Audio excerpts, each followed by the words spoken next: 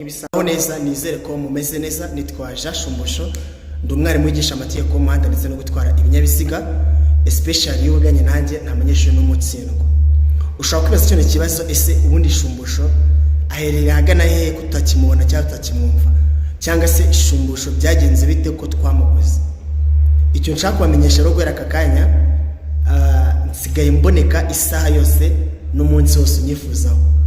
Ego ni telefone yanjye ushobora kumbonaho ya 0782535334, iyo ushobora kumbonaho, cyangwa se ukanyandikira kuri WhatsApp nta kibazo.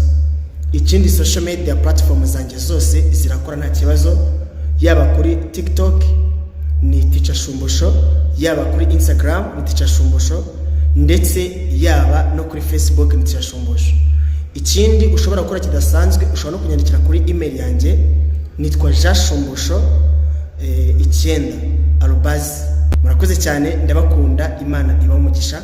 Aho ndi gukorera Remera neza, hano hafi na Feruje zo mu Giporoso, cyangwa se ndi munsi ya Feruje zo mu Giporoso. Ndi gukorera igihe cyose wanyifuza ndahari, yaba wifuza ko ngusanga mu rugo kwigisha, cyangwa wifuza ko uza kwigira hano kuri office cyangwa se hano ku kigo, nta kibazo, niteguye kugufasha.